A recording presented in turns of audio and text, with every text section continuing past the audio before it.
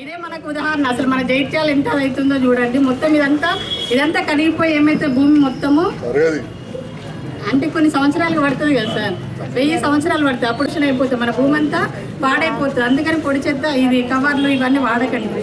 మనకు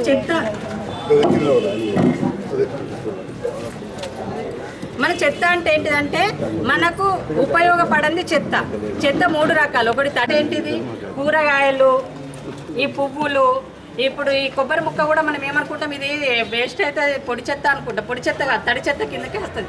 ఈజీగా మన భూమిలో కరిగిపోయేది, తొందరగా కుళ్ళిపోయేది తడి చెత్త. ఈ తడి చెత్తని ఏం చేయాలంటే వేయకుండా వేరు చేసి ఇవ్వాలి. అంతే ఎందుకు చెప్తున్నామంటే, ఇప్పుడు మన పిల్లల్ని చిన్నప్పుడు మా అప్పుడు ఏం చేసిర్రు, పక్క గున్నోళ్ళతో పంపించారు. తర్వాత మనం ఏం చేసినాం, పోయి దింపచ్చినాం. ఇప్పటి పిల్లల్ని ఏం చేస్తారు, తీసుకపోయి తల్లులు కూర్చుండబెట్టి వాళ్ళకు కొంచెం అలవాటేదాకా కొన్ని సంవత్సరాలు కొన్ని నెలలు కూర్చొని చదువు చెప్తారు. అట్లా కాకుండా మీకు ఇదంతా ఎందుకు చెప్తున్నాం అంటే, మేము ఏం కాదు, మేము వేరు చేసి ఇవ్వకుండా అందులో వేస్తే ఏం కాదు అనుకుంటారు. అట్లా కాకుండా మీరు తడి చెత్త పొడి చెత్త వేరు చేసి ఇస్తే, తడి చెత్తనేమో ఎరువు తయారు చేస్తారు. తడి చెత్తనేమో ఎరువు తయారు చేస్తారమ్మా. అట్లా వేసి ఇవ్వకండి. మనం ఇచ్చుడు అది అనుకుంటే తడి చెత్త మనమే ఎరువు తయారు చేసుకోవచ్చు. ఇదంతా ఏం చేయాలంటే, కట్ చేసిన కూరగాయలు, అన్నం కానీ ఒక డబ్బాలో వేసుకొని దాన్ని ఒక లేయర్ వేసి, ఎండిపోయిన ఆకులు ఉంటాయి కదా, ఎండిపోయిన ఆకులు ఒక లైన్ పరిచి మూత పెట్టాలి. అట్లా మనం ఒక 15 రోజులు చేసి దాన్ని పక్కకు పెడితే ఒక 40 రోజుల తర్వాత ఎరువు తయారవుతుంది. ఆ ఎరువును మన పూల మొక్కలకు వేసుకుంటే ఎక్కువ పూలు పూస్తాయి, పండ్ల మొక్కలకు వేసుకుంటే ఎక్కువ పండ్లు కాస్తాయి. తడి చెత్తను ఎరువు తయారు చేసుకోవచ్చు. లేకుంటే మీరు మన స్వచ్ఛ ఆటోకి ఇస్తారు అని అంటే వేరుగా చేసి ఇవ్వండి తడి చెత్తను. దయచేసి మీరు ఇట్లనే కలిపి ఇస్తామనంటే మనకు మొత్తము ఇప్పుడు ఏం చేస్తాం తెలుసా, మనకి ఈజీగా మనం తడి చెత్త అది డబ్బా పెట్టుకోకుండా ఇలా మొత్తం వేస్తాం. ఇట్లా తినే అనుకో, ఇది అరుగుతుంది అమ్మ. తడి చెత్త అయితే కరిగిపోతుంది. ఇది మనం మన కడుపులకు పోతే ఏమవుతుంది, కరిగిపోయి మనకు ఎన్నో రకాల క్యాన్సర్లు వస్తున్నాయి కదా, క్యాన్సర్లు వచ్చేవి అది ఉంటుంది. కాబట్టి మా జంతువులు కూడా మనలాంటి ప్రాణం ఉన్న అవే. కాబట్టి మీరు తడి చెత్త పొడి చెత్త కలిపి మాత్రం ఇవ్వకండి, సరేనా? పొడి చెత్త అంటే ఏంటి, ఇటువంటి గ్లాసులు కానీ, ఈ డబ్బాలు కానీ, ఇటువంటి వైర్లు కానీ, ఇవన్నీ ఏంటిది పొడి చెత్త కిందకి వస్తాయి. ఈ వట్ట ముక్కలు పేపర్లు ఇవన్నీ తీసుకుపోయి ఏం చేస్తారంటే, ఈ పొడి చెత్తను తీసుకుపోయి రీసైకిల్ చేస్తారు. మళ్ళీ వీటిని తయారు చేయడానికి ఉపయోగిస్తారు.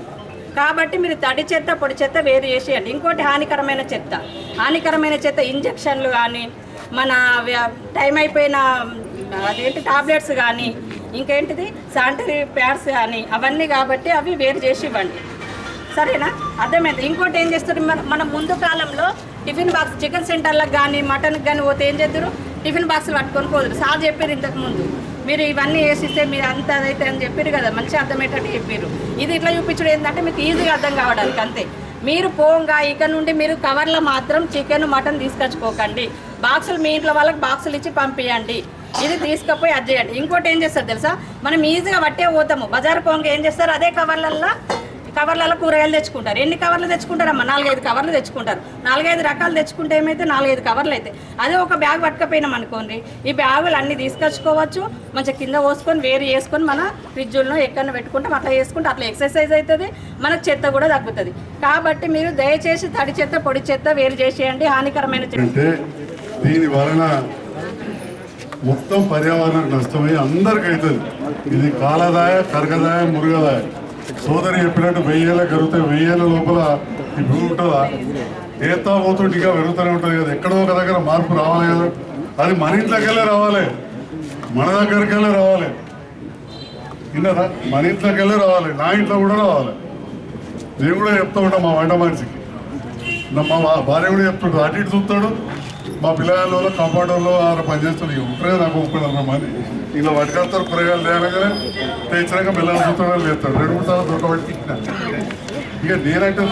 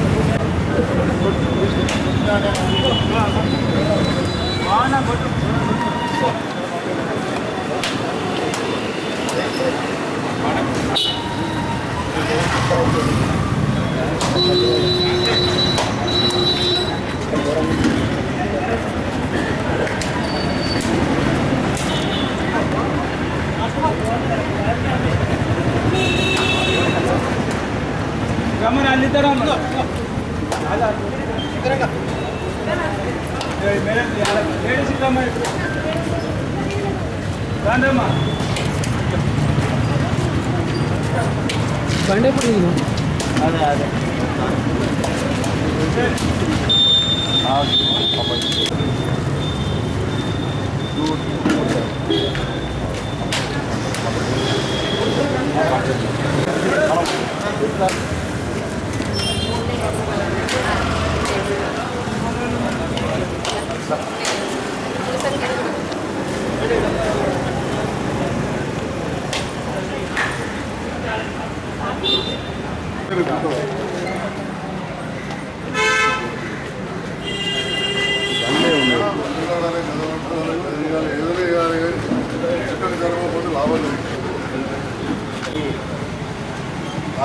లారీ ఆపేసి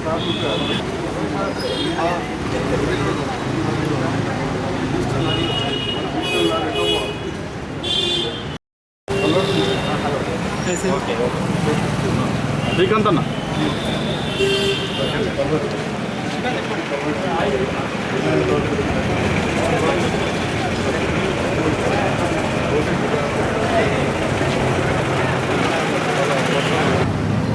నల్గొండ వార్డులో పాత సిద్ధార్థ స్కూల్ అంటారు, లేదా పోస్ట్ ఆఫీస్ పక్కకి వెళ్ళి అని కూడా అంటారు చాలా మంది. ఇక్కడ నుండి పురాణపేట మస్జిద్ వరకు రోడ్డు ఉంది. ఇక్కడ చాలా వ్యాపార కేంద్రాలు ఉన్నాయి, విద్యా సంస్థలు ఉన్నాయి. ఈ ప్రాంతంలో డ్రైనేజ్ సమస్య ఉన్న సందర్భంలో ఆ డ్రైనేజ్ సమస్య తీరాలని చెప్పి ప్రయత్నం చేస్తున్నాం. గతంలో కూడా ఇక్కడ 30 లక్షలతోటి బీటీ రోడ్ వేయడం జరిగింది. దాంతోపాటుగా ఇక్కడ ఒక కన్వర్ట్, అదేవిధంగా ట్రైన్ 2 చోట్ల వేస్తున్న సందర్భంలో ఈ ప్రాంత వ్యాపారస్తులు కావచ్చు, ప్రజలను కోరుతున్నా మీ మీడియా ద్వారా ఎంత ఎనుక జరిగి కట్టుకుంటే మనకు రేపటి నాడు లారీలు పోయినా అవి పోయినా మనకి ఇబ్బంది ఉండదు. స్లాబ్ వేస్తాం. నేను దాని ఉదాహరణ ఇస్తున్నాను కాదు, నా హాస్పిటల్ ఉన్న సంధిలో చాలా దవాఖాలు కూడా ఉన్నాయి. నా తోటి డాక్టర్లే కావచ్చు, ఇక్కడ ఇల్లు ఉన్న వాళ్ళు కావచ్చు, సహకరిస్తే మన మొత్తం కూడా గద్దెలు కూలబట్టి కొత్త ట్రైన్ కట్టడం జరిగింది. లేకపోతే గతంలో లాగా అక్కడనే వదిలేస్తే మనందరికీ తెలుసు, పాత ట్రైన్లు మామూలు రాళ్ళతో కట్టి మందికొక్కులు పోయి పాడు చేసాయి. ఇక్కడ కూడా ఇప్పుడు చూస్తే ఇక్కడ అంతా కూడా షాపుల్ని మొత్తం ఎక్కడికక్కడ మోరి కూలిపోయి ఉన్నది. చిన్న వర్షం వచ్చినా ఆ నీళ్ళన్నీ రోడ్డు మీదకి వస్తాయి. అది అనారోగ్యానికి పాలవుతాం, మనం రోగాలు వస్తాయి. రెండవది ఇంటి ముందట, షాప్ ముందట దుర్గంధం ఉంటుంది. కాబట్టి ఈ ప్రాంత వ్యాపారస్తులను, పైన ఇళ్లలో ఉండే వాళ్ళను దయచేసి మీడియా ద్వారా ఏదైతే పోస్ట్ ఆఫీస్ పక్కకి వెళ్ళి అంటారో, లేదా టవర్ దగ్గర నుంచి పురాణపేట మస్జిద్ పోయి ఈ గల్లీ ఏదైతే ఉందో వాళ్ళందరినీ కూడా కోరుతా ఉన్నా, తప్పకుండా దయచేసి ట్రైన్ ఇంకా కట్టే విధంగా అవకాశం ఇవ్వండి. ప్రజల సహకారం ఉంటేనే పట్టణం అభివృద్ధి అవుతుంది. నిధులు తేవడం మా వంతు అయితే ఆ అభివృద్ధిలో భాగస్వామ్యం అవుతూ సహకరించాల్సిన బాధ్యత అటు ప్రజలది, ఇటు మా అధికారులు కూడా దాన్ని సమన్వయం చేసి వాళ్ళని ఒప్పియాల్సిందే కోరుతున్నాం.